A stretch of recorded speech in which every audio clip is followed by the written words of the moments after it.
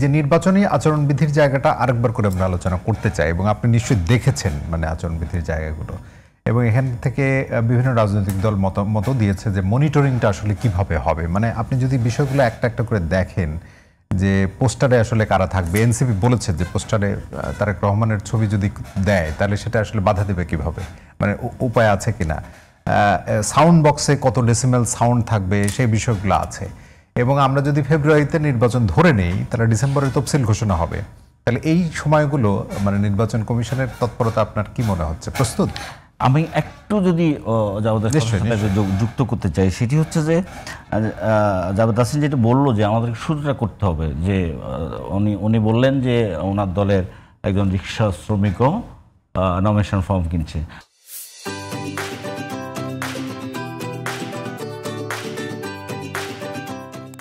জাভেদ হাসান যেটা বললো যে আমাদের শুরুটা করতে হবে, যে উনি বললেন যে ওনার দলের একজন রিক্সা শ্রমিকও নমিনেশন ফর্ম কিনছে। আমাদের বিরোধিতাটা এই জায়গায় যে আমি একজন শ্রমজীবী মানুষ, একজন গার্মেন্টস কর্মী, একজন আমার প্রান্তিক কৃষক, তাকে আমার দলভুক্ত হয়ে আমার দলতন্ত্র কায়েম করার জন্য আমি আমন্ত্রণ জানাতে চাই না। আমি চাই একজন কৃষক তার ন্যায্য মূল্য কেন পাচ্ছে না, তার কৃষি পণ্যের দাম নিশ্চিত কেন হচ্ছে না, তার সমস্যা কি, সে পার্লামেন্টের ওই ময়লা কাপড় পরে এসে পার্লামেন্টের উচ্চকক্ষে বসুক। আপনি বলবেন যে বিলাসী কল্পনা, মানে এই মানে অ্যাপারেন্টলি ইউটোপিয়ান মনে হয় কিনা, মানে আপনার মনে হয় কিনা? আমি স্বপ্নটা দেখছি এই কারণ আমি দেখছি যে আমার প্রত্যেকটা যুগ সন্ধিক্ষণে প্রত্যেকটা পরিবর্তন এদের ভূমিকা হলো প্রধান। জুলাই দেখেন একদমই তাই, মানে জীবন দেওয়ার ক্ষেত্রে যদি আপনি বলেন কোন পরিবর্তনের ক্ষেত্রে সাধারণ বাংলাদেশের মুক্তিযুদ্ধ থেকে শুরু করে প্রত্যেকটা জায়গায়। এখন আমি শেষ করে দিচ্ছি, সেটি হচ্ছে যে এই মানুষগুলো কিন্তু কোনো দলের প্রতিনিধি হয়ে কিন্তু যুদ্ধটা করে না। মুক্তিযুদ্ধ করবার সময় আওয়ামী লীগ মুক্তিযুদ্ধ নেতৃত্ব দিয়েছে, যে যারা মুক্তিযুদ্ধ হয়েছে সবকে আওয়ামী লীগ করে নাই। কিন্তু তার মানে কি, এই যে গ্রামের কৃষক, শ্রমিক, ছাত্র এরা লড়াই করেছে, 90-তে লড়াই করেছে, 2024-এ তারাই লড়াই করেছে, এরা নেতৃত্ব দিয়েছে। কিন্তু এই মানুষগুলোর ক্ষমতায়ন, তার অংশীদারিত্ব, তার সমস্যা, তার সম্ভাবনা নিয়ে কথা বলবার জন্য রাজনৈতিক দলগুলাই মালিক। এই জায়গায় বিরোধিতা। রাজনৈতিক দলগুলো কেন আমার অথরিটি, কৃষকের অথরিটি হতে হবে? কারণ রাজনৈতিক দলগুলো সমস্ত জনগোষ্ঠীর প্রতিনিধিত্ব করে না, এবং তার আইন প্রণয়ন থেকে শুরু করে আইন বাস্তবায়ন পর্যন্ত ওই তালিকায় ওই মানুষগুলো থাকে না বলেই তাদেরকে রাস্তায় নামতে হয়, তাদেরকে যুদ্ধ করতে হয়। আবার এই যে এত দীর্ঘ আলোচনা, মানে যারা ছিলেন তারাই সমগ্র জনগণের প্রতিনিধিত্ব করছেন না, এবং এই আলোচনা আমরা তুলবার চেষ্টা করেছি। আমরা বারবার আমাদের দলের পক্ষ থেকে, আমাদের দুর্ভাগ্যে যা করে আমরা ভয়েসটা সেভাবে রেজ করতে পারিনি। তারা আংশিকভাবে যেমন বললো না সম্পূর্ণ পেশার মানুষের থাকা দরকার, কিন্তু তারাও বলছে যে তার দলের ভেতরে থাকতে হবে। আমরা বলছি তাকে স্বাধীনভাবে প্রতিনিধিত্ব করার সুযোগ দেওয়া উচিত। একজন গণমাধ্যম কর্মী কেন জেএসডির বা এনসিপির প্রতিনিধি হয়ে পার্লামেন্টে যেতে হবে?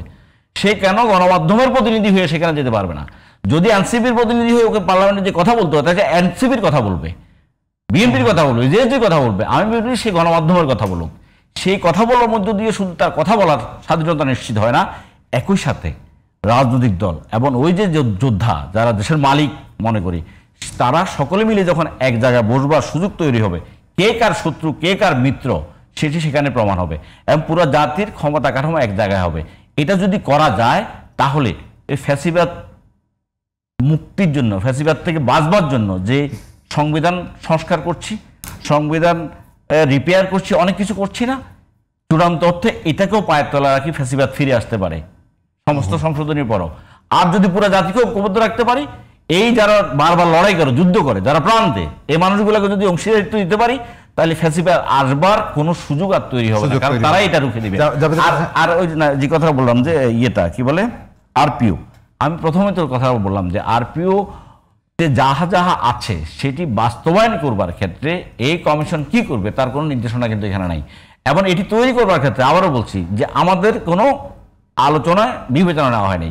আপনি যেটা বলছেন একজনের ছবি ব্যবহার করতে পারে, এটা কিন্তু আরপিও 2018 আগেও ছিল। আমরা 18 নির্বাচন করেছিলাম, দলীয় প্রধানের বাইরে কোনো ছবি ব্যবহার করতে পারবে, অনেক কিছু আছে, অনেক কিছু আছে। কিন্তু এই যে শাস্তির ব্যবস্থা করবে বলা হচ্ছে যে এটি ব্যতিক্রম করলে শাস্তিটা ব্যবহার করা হবে, কে শাস্তিটা দিবে, কে শাস্তি দিবে, ওই শাস্তিটা কি হবে, মানে কি হবে? তাৎক্ষণিকভাবে রাস্তায় ওই প্রান্তিক একটা জায়গায় আপনার প্রতি অন্যায়টা করা হচ্ছে, অথবা আপনার এই আচরণবিধি মানা হচ্ছে। এবং এই যে সামাজিক এবং এই যোগাযোগ যে মাধ্যমে বিশালভাবে প্রচারণার যে বিষয়টা। আচরণবিধি না মানার যে প্রবণতা, এই যে বিশাল একটা কর্মযজ্ঞের ভিতরে এই কমিশনের কি সামর্থ্য আছে এটা কন্ট্রোল করার? আমি আর একটা কথা বলি, শেষ করতে যাই এই পর্বে। আমাদের এখানে ভোট কারা করে? ভোট করে এসপি সাহেব, ডিসি সাহেব এবং ওসি সাহেব এবং রাজনৈতিক দলগুলা। আসলে নির্বাচন কমিশনের প্রায় কোনো কাজে নাই এখানে।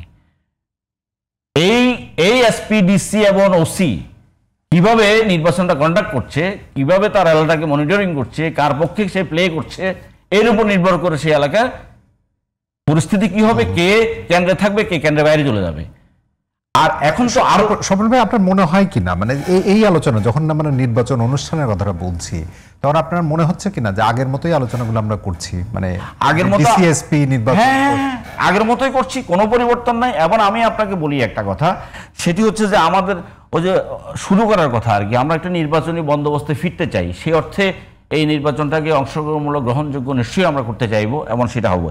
কিন্তু আমরা কিন্তু এই দেখুন, নির্বাচনটা অংশগ্রহণমূলক এবং সুষ্ঠু করা কিন্তু খুবই গুরুত্বপূর্ণ। জাতির খুবই কাছে তো সেই গুরুত্বপূর্ণ। ওয়াদাই আমরা করেছি। খুবই গুরুত্বপূর্ণ, খুবই ঝুঁকিপূর্ণ একই সাথে। কারণ আজ পর্যন্ত রাজনৈতিক দলগুলার যে বিভক্তি, বিভাজন, যে পরস্পর বুলিং করার যে মানসিকতা এবং আইনশৃঙ্খলা বাহিনীর যে অবস্থাটা, যে তাদের টমাইজ অবস্থাটা এখনো তৈরি হয়ে আছে, তারা যে কোনো ভূমিকা রাখে না।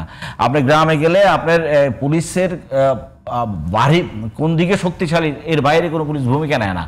এবং আইন চুরি, ডাকাতি, আহাজারি কোনো বিষয় তার কোনো ভূমিকা নেই, সে জানে সব কিছু, কোনো ভূমিকা নাই। সেই বাহিনী এবং পুলিশবিহীন, আইনশৃঙ্খলা বাহিনীবিহীন কোনো নির্বাচন, যত সাধু এবং মানে কি বলবো, আমার রাজনৈতিক দলগুলো যে আচরণই করি না কেন, আমার আর ওনার এক প্রার্থীতার প্রশ্নে, ভোট কেন্দ্রে আমার প্রাধান্য বিস্তার করার প্রশ্নে ওই শক্তি যদি না থাকে, তাহলে কার কি আচরণ হবে এটা আমরা বুঝি।